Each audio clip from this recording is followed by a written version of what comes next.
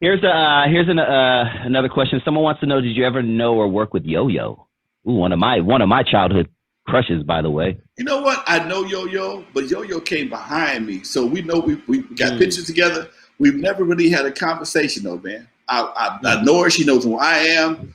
She's a little younger than I am, so we never really just kicked it. In fact, I'm looking to get her on my show. I'm looking to get on the show, just chop it up. But I've never really had I know her older sister. I know her sister came by the club, did some things with me at the club, but I just never got a chance to really kick it with Yo-Yo. Gotcha.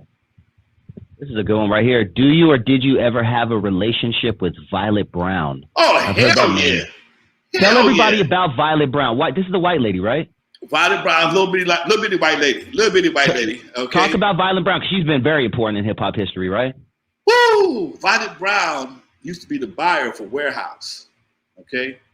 And when we first hit the streets, Wrecking Crew, Egyptian Lover, majors wouldn't buy it. The major chains would not buy our records. They wouldn't buy our records. You know, we couldn't give them the billing they wanted. I think they wanted like 60-day billing or 30-day billing or something like that, and we couldn't do it. And then we got with Michel'le, and he was able to press the records, but they still wouldn't buy because we're all independent labels. And in the record game, it's like, what have you done for me lately? So if you drop a record on Crew Cut, and at some point in time, my record's going to stop selling, either you're going to give me some new product or you're going to take these returns back. I can't guarantee you're going to have my money if I need to get a refund from you. So Violet Brown somehow or another talked to Warehouse and told them, you need to stop that right there and bring these independent labels in. And that's how we made most of our money, because Violet opened the door to Warehouse Records and allowed independent artists to get in the Warehouse when hip hop, when the chain stores wasn't checking for us. Most of our sales came from independent record stores, which was good for us in the beginning, because it put a lot of money in our pocket. Because most of those cats paid cash, or they paid something real short term. But when it got to the Warehouse situation, it changed the whole game, because now Warehouse is all over the country, and shit, we was able to get paid. Okay. And Violet was the main urban buyer. I believe she was the urban buyer for Warehouse. And I would remember I'd go out to her office. Right, her office wasn't too far from my house.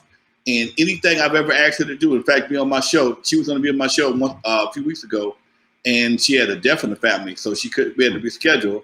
And I just been kind of busy. I'm gonna reach out for her and bring her on the show. She's definitely, when it comes to West Coast hip hop, she is a powerhouse for us, especially when it comes to retail.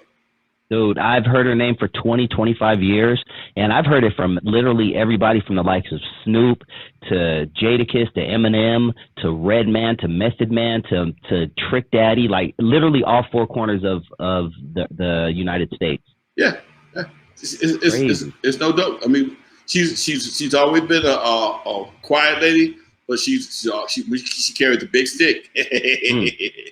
Man, I can't wait. Please get that interview, because I can't wait to hear how little old white lady made it through. If it's hard for you, you know what I'm saying, a black dude who knows the culture, at least, how hard was it for someone who's probably outside of the culture? Well, you know what? No, you got to understand, man, a lot of times, we were talking about the same thing in Oklahoma. I did an interview in Oklahoma, and the same thing about, and one of my guys on the chat room hit me up the same way. He said, man, if Lonzo had did N.W.A., I'd have been the worst cat in the world. I'd have been the older black guy leading these young guys into gangster rap, and my whole legacy would be totally different.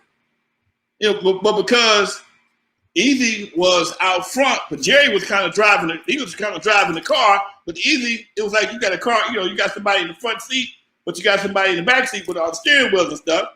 So if something happened, first person they're gonna see is Eazy. But Jerry is the one. He's the one with the connections. He got the connection with the publicists. He got the connection with the record companies. He got the connection with the promoters, and he was the one that was able to put enough distance between him and Eazy. So if something happened in the beginning, it was easy, because always remember, if you see any early interviews of Jerry, I worked for Ruthless, okay? And this is way back. I worked for Ruthless. I worked for Eric, but at some point in time, they were partners. once all the smoke cleared and they became N.W.A became heroes. Oh, it's like he just okay, I'm cool now. The dust is clear. The dust is clear, and all the T. Dolores Tuckers to stop running over CDs and cassettes. And now, okay, cool. I can be a part of this now. But in the beginning, it was all about the fellas. They were the ones taking the heat. But he was the one that was able to provide the people that could divert the heat, and so they wouldn't get burned. Now, today's his birthday. Yes. Happy birthday to Eazy E. I don't know how old he would be. Maybe you off the top of your head know. You know 50, better. He'd been Eazy E was born in '63. Okay, that makes so he's 15 years older than me. So I'm 43. So he'd be 58. 50. Yeah, he'd be 58. He's 5 years younger than me. So he'd be 58. Oh, okay. I know this is kind of, corny, but, I am a fan of Eazy E. He and N.W.A, I've told you this before, are the reason I fell in love with hip hop, period.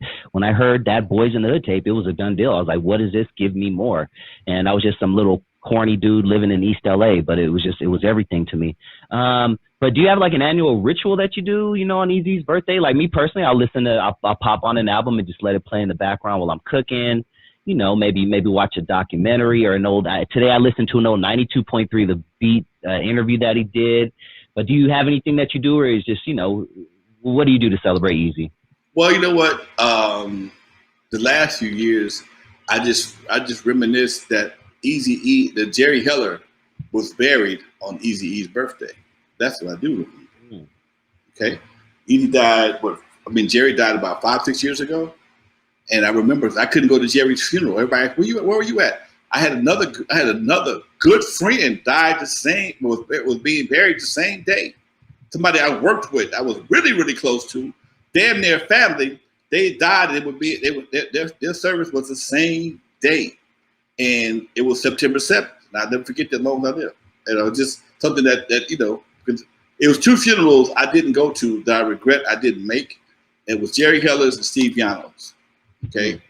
Everybody was like, where are you at, man? You the one, and hey, man, I don't know, man. It's just, when you start seeing your people that you work so closely with start to fall off, man, it's a different kind of feeling, man. It's one thing to go to a funeral with somebody that's older or that you don't really close with, but when you start going to see cats, man, that you were rocking with, man, that's hard, dude. That's kind of hard, man. And here lately, dude, my phone been ringing. I lost 4 people last week just to COVID alone. I gotta go to 2 funerals in one day next week. Okay, 2 buddies, 2 tight partners, 2 of them in one day. Okay, so that's just it's life. But and I realized, remember my auntie was saying she died.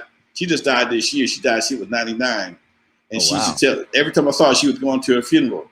I said, hey, Rose, every time I see you going to a funeral, she say, baby, when you get old, that's how you party. That's a good I love her. When you get old, that's how you party at the funeral. That's hard. Like, I love that. I love that. That's dope.